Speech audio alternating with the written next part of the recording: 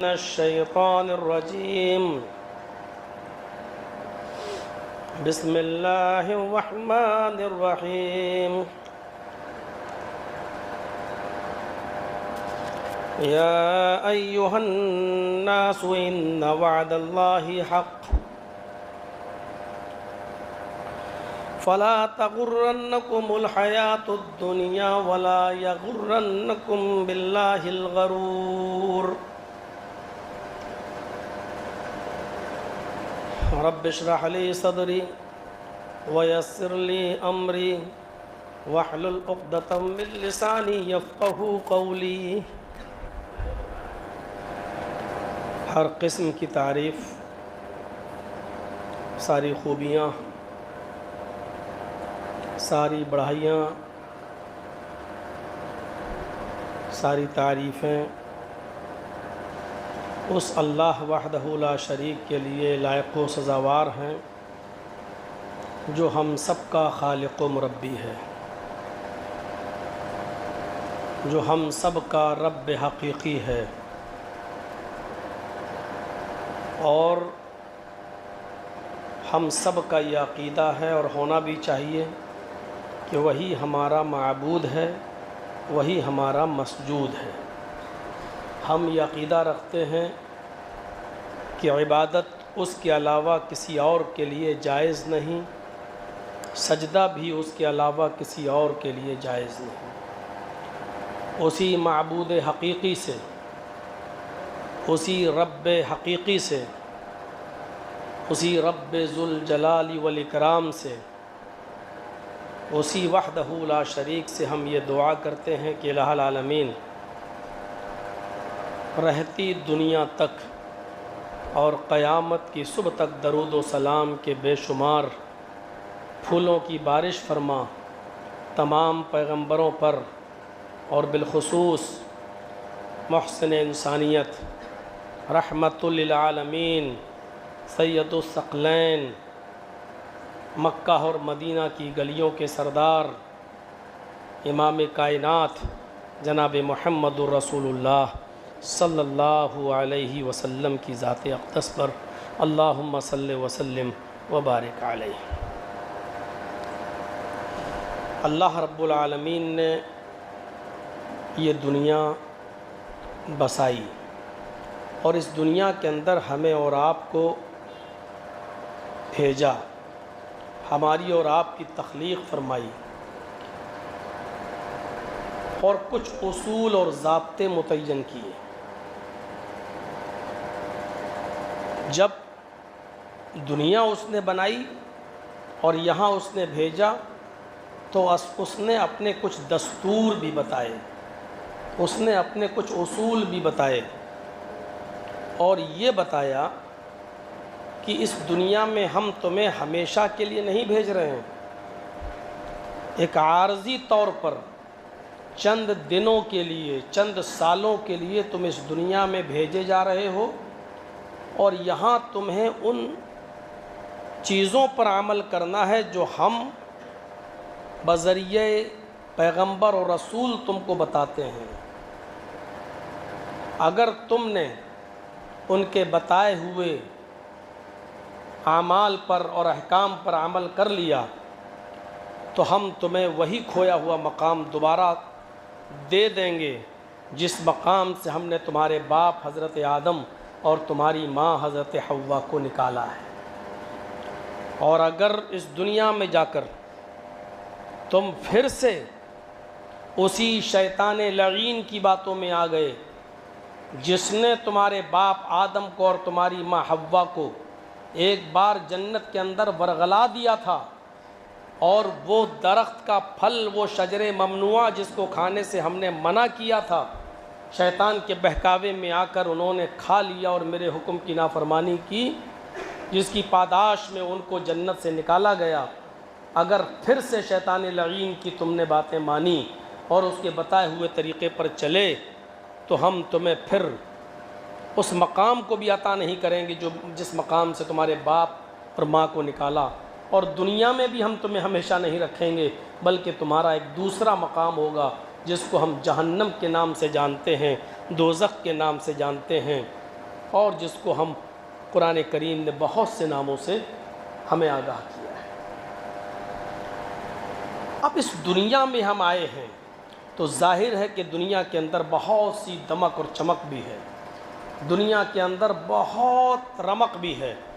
دنیا کو اسی لیے دنیا کی زندگی کو قرآن نے دھوکے کی زندگی سے تعبیر کیا ہے۔ انسان دھوکہ جب کھا جاتا ہے تو اس کا احساس اس کو بعد میں ہوتا ہے، اور پھر سوچتا ہے کاش ہم نے ایسا نہ کیا ہوتا تو کتنا اچھا ہوتا۔ یہ دھوکہ ہی تو ہے کہ ہم نے فیس بک چلایا، واٹس ایپ چلایا، اچانک کسی سے ہم نے فوٹو طلب کر لیا، اور آج کل فلٹر چیزیں لگی ہوئی ہیں، اور ایک بد شکل لڑکی نے بھی اپنی فوٹو فلٹر پہ لگا کے خوبصورت بنا کر آپ کو پیش کر دی، اور آپ اس کے پیار و محبت میں آ کر دھوکہ کھا کر آپ نے اس سے نکاح بھی کر لیا، اور گھر آنے کے بعد پتہ چلا یہ تو ظاہری شکل و صورت ویسی نہیں ہے جیسی ہم کو دکھائی گئی، اور شادی کے بعد اب پچھتاوا ہوتا ہے کہ کاش ہم نے اس سے شادی نہ کی ہوتی، اس نے تو ہمارے گھر کو چوپٹ کر کے رکھ دیا، تو بعد میں اب پچھتانے سے کیا ہو۔ دنیا دور سے بہت خوبصورت لگتی ہے، اور جب اس خوبصورت چیز کو دیکھ کر ہم جب اس دنیا کی رنگینیوں میں مست ہو جاتے ہیں، اور جب عین بڑھاپے کا وقت آتا ہے اور جب روح نکلنے کا وقت آتا ہے، تب سوائے پچھتاوے کے اور کچھ نہیں ملتا۔ میں نے موت کے قریب لوگوں کو اپنی آنکھوں سے دیکھا ہے، اس وقت ان کی نظر میں مال و دولت کی کوئی حیثیت نہیں ہوتی، وہ یہ چاہتے ہیں کہ ہمارا خاتمہ ایمان پر ہو، بس ہمارے لیے سب سے بڑی دولت یہی ہے۔ قرآن کریم ہمیں بار بار آگاہ کرتا ہے، یا ایھا الناس ان وعد اللہ حق فلا تغرنکم الحیات الدنیا ولا یغرنکم باللہ الغرور۔ قرآن کی اس آیت پر ذرا ہم غور کریں۔ اللہ نے یہاں آئے مسلمانوں نہیں کہا، یا ایھا الناس، ہائے ساری دنیا کے انسانوں، آئے ساری دنیا کے لوگوں، ان وعد اللہ حق، اللہ کا وعدہ حق ہے، اللہ کا وعدہ سچا ہے۔ اس نے تم سے جو وعدے کیے ہیں کہ یہ دنیا میں تم ہمیشہ نہیں رہو گے، یہ سچا وعدہ ہے۔ اس نے یہ وعدہ کیا ہے کہ اچھے عمل کرو گے تو کھویا ہوا مقام جنت ہم تمہیں دوبارہ دے دیں گے، یہ سچا وعدہ ہے۔ اس نے یہ وعدہ کیا ہے کہ ہم نافرمانوں کو، برے لوگوں کو جنت میں نہیں داخل کریں گے، ان کے لیے جہنم ہے، یہ سچا وعدہ ہے۔ جہنم کے عذاب اتنے خطرناک اور اتنے سخت ہیں، یہ سچا وعدہ ہے۔ ان وعد اللہ حق، اللہ کا وعدہ برحق ہے۔ اللہ کے بات کو سچا جانتے ہوئے، اس کے وعدوں کو برحق جانتے ہوئے دنیا سے اعراض کرو، اتنا ہی دنیا سے مطلب رکھو جتنی تمہیں ضرورت ہو، اس سے زیادہ تمہیں دنیا سے مطلب نہیں ہونا چاہیے۔ فلا تغرنکم الحیات الدنیا، یہ دنیا کی زندگی تمہیں دھوکے میں نہ ڈالے۔ عربی جاننے والوں کو اچھی طرح معلوم ہے، فلا تغرنکم کہا، الفاظ کی زیادتی معنی کی زیادتی پر دلالت کرتی ہے۔ نون تاکید با نون ثقیلہ کے ساتھ کہا، فلا تغرنکم، ہرگز تمہیں دھوکے میں نہ ڈالے۔ کون؟ فلا تغرنکم الحیات الدنیا، یہ دنیا کی زندگی تمہیں دھوکے میں نہ ڈالے۔ اور آگے اس نے باخبر کیا ہے، اور اللہ کے تعلق سے دھوکے باز شیطان بھی تمہیں دھوکے میں نہ ڈالے۔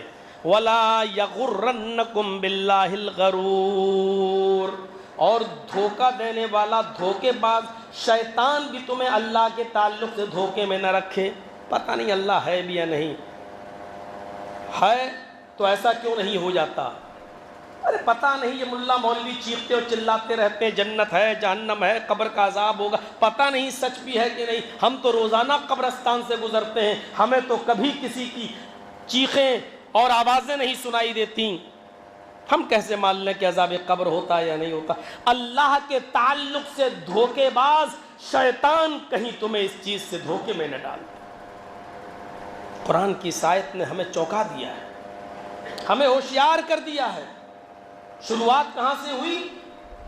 لوگوں، اللہ کا وعدہ برحق ہے، جتنے بھی اس نے وعدے کیے ہیں جنت کے تعلق سے، جہنم کے تعلق سے، یہ سب برحق ہیں، ان میں کوئی شک میں مت پڑنا۔ اس کے بعد کہا اگر جنت سے تمہیں دور کوئی چیز کر سکتی ہے تو دنیا کی رونق، دنیا کی چمک، دنیا کی عیش و آرام کی زندگی، دنیا کے عیش پرستی، یہ تمہیں دنیا کی رمق چمک تمہیں دھوکے میں ڈال سکتی ہے، یہ تمہیں جنت سے دور کر سکتی ہے۔ اس لیے فرمایا فَلَا تَغُرَّنَّكُمُ الْحَيَاةُ الدُّنْيَا، اللہ دنیا کی زندگی سے اعراض کرنا، پرہیز کرنا، دنیا کی زندگی کہیں تمہیں دھوکے میں نہ ڈال دے۔ یہاں اللہ تعالیٰ نے کہا کہ دنیا کی زندگی دھوکے میں ڈال سکتی ہے۔ ایک دوسری جگہ اللہ رب العالمین نے فرمایا وَمَا هَذِهِ الْحَيَاةُ الدُّنْيَا إِلَّا مَتَاعُ الْغُرُورِ، پڑھیے فَمَنْ زُحْزِحَ عَنِ النَّارِ وَأُدْخِلَ الْجَنَّةَ، جو جنت میں داخل کر دیا گیا اور جہنم سے بچا لیا گیا۔ فَمَنْ زُحْزِحَ عَنِ النَّارِ، جو جہنم سے بچا لیا گیا، وَأَدْخَلَ الْجَنَّةَ، اور جنت میں داخل کر دیا گیا، وَأُدْخِلَ الْجَنَّةَ فقد فاز، وہ کامیاب ہو گیا۔ وما هذه الحیات الدنیا الا متاع الغرور، آخرت کی زندگی کو ناکام کرنے والی، جنت سے دور کرنے والی دنیاوی زندگی کے عیش و آرام کی چیزیں، اے لوگوں کہیں دنیا کا ساز و سامان، کہیں دنیا کی رنگینی تمہیں دھوکے میں نہ ڈال دے۔ وما هذه الحیات الدنیا، دنیا کے ساز و سامان اور متاع یہ کوئی چیز نہیں ہے سوائے دھوکے کے، الا متاع الغرور، صرف دھوکے کا سامان ہے یہ دنیا۔